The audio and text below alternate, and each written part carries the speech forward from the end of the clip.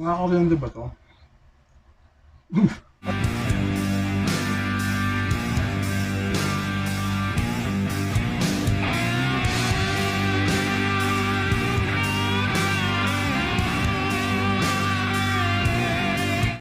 Hello everyone! Hello Shingo! At ngayon may bago na naman tayong video gagawin. Ay, daw. may bago na naman tayong gagawin sa araw na ito. At yun ang DIY pizza. Gagawa tayo ng homemade pizza with a twist. Twist na naman. Yan nga, gagawa tayo ng pizza kasi mahal ang pizza sa labas. Kaya gagawa tayo ng pizza sa loob. Okay? Ito, may nabili naman akong kahit anong tinapay, guys. Yan. Ito ang meron sa bahay namin. Social. Ito. Magkano pa to? Alimutan ko, magkano to? Mga nasa 60. Ha? Yan, mga nasa 60 yata to, guys. Nasa 60. Ito, wala kasi akong makitang pizza sauce sa palengke, kaya binili ko is tomato paste. Okay na yan, basta may pizza tayo. Itong tomato paste naman, 20 pesos to. Tapos kahit anong cheese dyan sa bahay nyo, itong nakita ko sa palengke. Ayan, Masarap Eden. Ayan. Hindi po to sponsor At ang git sa lahat, ito ham. Yung ham natin is 30 pesos lang. So let's start. Okay, ang unang natin gagawin is mag-slice. Hinanap ko yung kutsilyo. Asan na yung kutsilyo? Ala, nakita ko na yung kutsilyo. Ngayon, kukutsilyuhin natin yung pizza. Kukutsilyuhin natin yung i-slice natin yung ham. Ay, hindi pala. Una pala. Let's start this. Ang una natin gagawin is magpiprito ng ham. Siyempre, kailangan ng mantika. Yun nga pala. Kailangan ng gardenia. Ayan, gardenia. Eden cheese. Eden cheese to, diba? Eden cheese. Tomato paste. Ham at saka konting oil. Ang oil natin meron dito is dyan lang.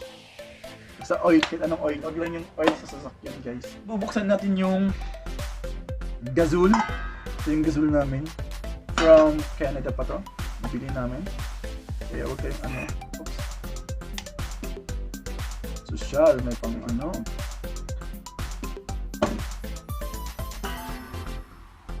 Ayan. Natin to para makita nyo naman ang dapat makita. Lutuin muna natin yung ham.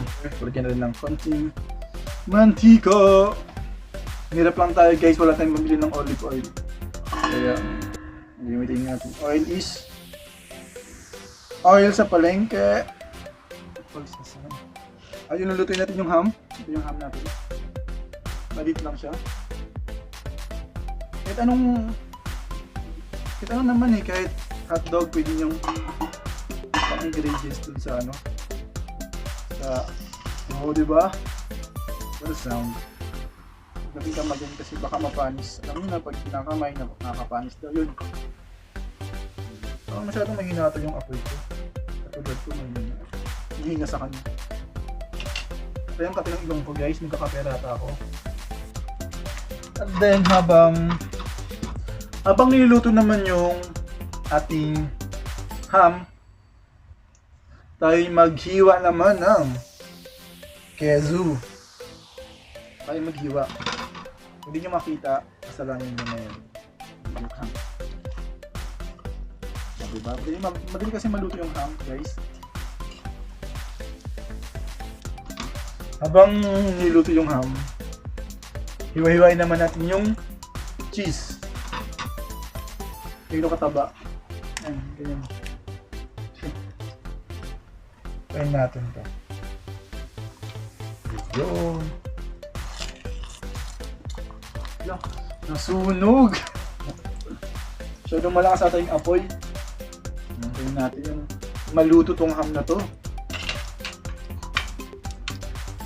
Kayo bahala kung gaano kalaki yung gusto nyong hiwa. Guys, depende sa inyo kung anong gusto nyong hiwa. Kasi iba-iba naman ang gusto ng hiwa ng tao, diba? Gusto malaking hiwa, gusto maliit na hiwa.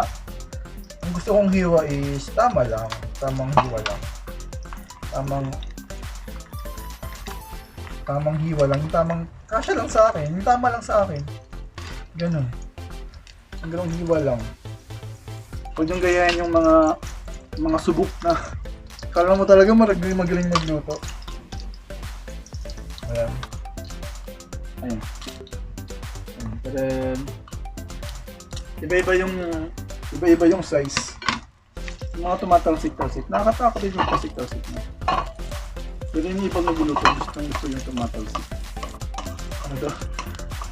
Itong hindi sa pagluluto, nakakatakot talaga minsan pag nag-prito ka kasi sa tumatalsik. Lumalaban. Alam mo yun? Daman nyo ba yun? Lumalaban.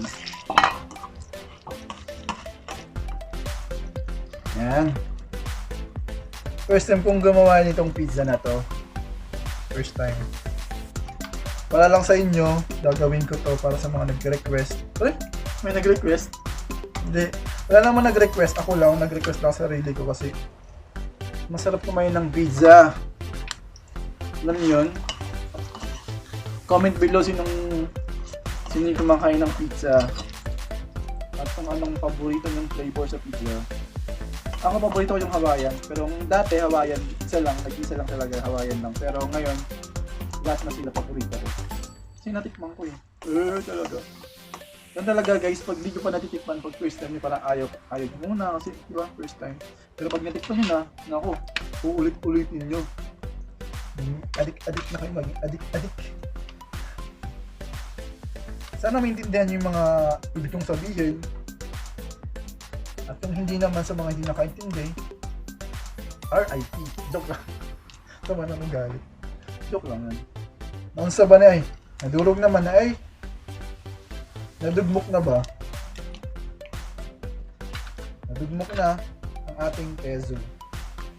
Pero mas masarap ito mamaya, guys. Para pag uwi ng mga bisita ko, sana matikman nila to. Guys, sana matikman nyo to. Pag nakita tayo, gawan ko kayo ng ganito. Kung may pizza, hindi kayo ma-altin. Ito yung keso, yung cheese. Ano nangyari dyan? Iba-iba yung iba-iba yung huggies. I mean, iba-iba yung size niya, size. Diba? Multitask.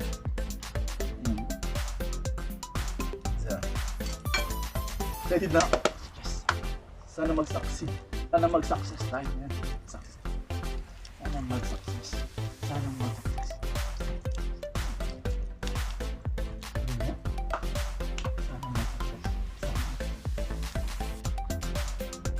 At yun nga, yung ginamit ko kasing mantika is kalahating baso. Kalahating basong mantika ang ginamit. Tsaka maina lang yung apoy para matagal yung video na to. Joke lang. Yun nga, konting tiis na lang at matatapos na tayo. Tayo matatapos, sana all. At yun nga, ilagay natin sa hugasan natin. Shoutout pala sa mga kapislot ko dyan habang nagluluto ako. Kapislot at sa aking pogi admin dyan. Lagi nakasupport si Sir Jerome. What ulit? Ayan. Ayan, mega shoutout sa aking mga supporter. Ayun nga, naluto na tayo. And the next is, ayan na.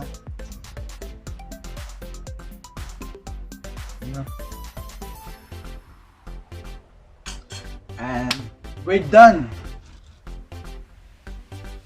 Tapos, isa muna. Madali ka ba? Isa muna. Tapos, gamitan natin ito. Gamitan natin ito guys. Ako na mag-adjust, ako na yung bababa. Gamitan natin ito. Pag i-flat natin, mas maganda daw kasi pag pina-flat siya. At saka hulaan nyo kung anong bote to. Kung sino makakahula, bibigyan ko ng load. Kalong talaga. Comment nyo lang below sa makakahula kung anong bote to. Okay? Gagawin, i-roll natin siya. Pag ganun. Roll. Roll natin. Let's try.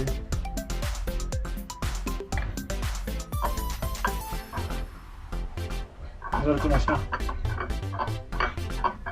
Roll. Ayan, roll na. Ayan guys. Kasi, hirap kasi ng isang camera lang. Ayan, nakikita niyo yan. Roll lang natin siyang ganun. Flat natin. Tapos, diba? Tomato paste. Parang naglalagay lang kayo ng palaman guys.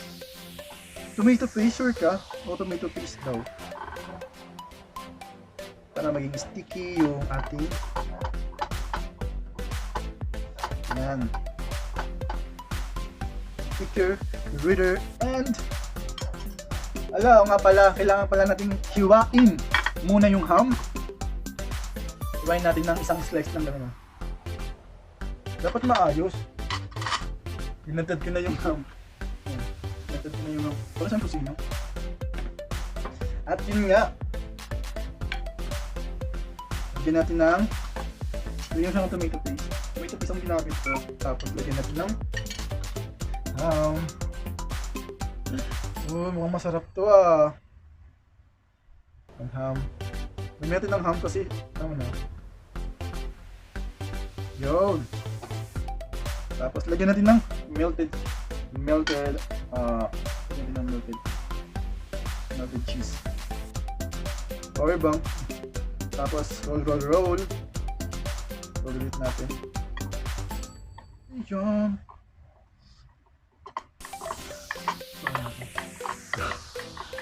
Roll.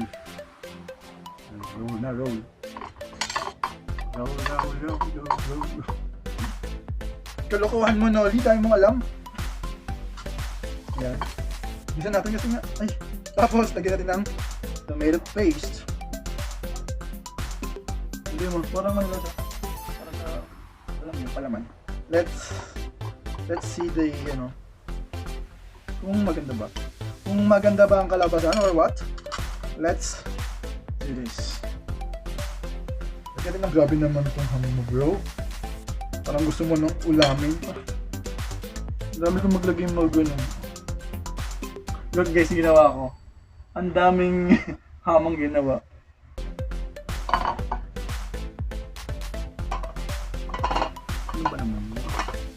Ano ba naman yan? Di kasya sa isang pan. Epic, di kasya sa pan. Takpan natin para makita natin yung pagka-melt ng cheese. Tumatawag ang ano ko. Wait lang mama. Tumatawag. At yun nga, ito na nga. Patapos na tayo. Konti na lang guys. Konti na lang. Ito siya oh. Medyo isilaw. Yan guys oh. Oh, yan. Natuloy pa yun guys. Kasi ay puro ano lang oh. Waiting last to last. Nambay natin yung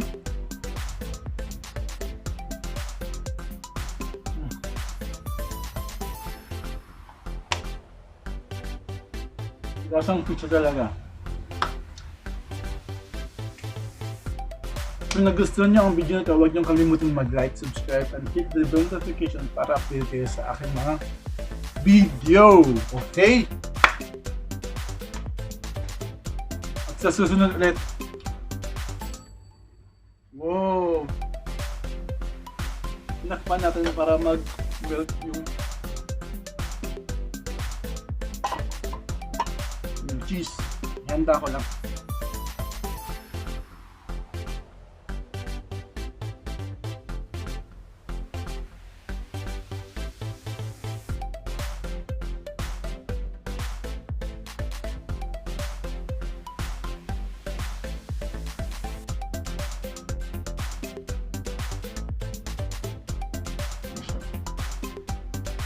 Eh. Bikas siya.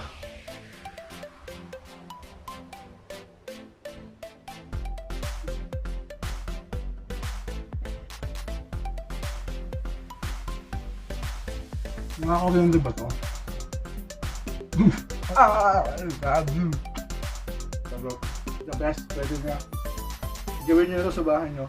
At sure ko mag-enjoy kayo. May ka-shoutout dyan sa mga kapistot ko. Pistot family. Lalo sa admin ko dyan na si Sir Jero, Ogie, katulad ko minsan.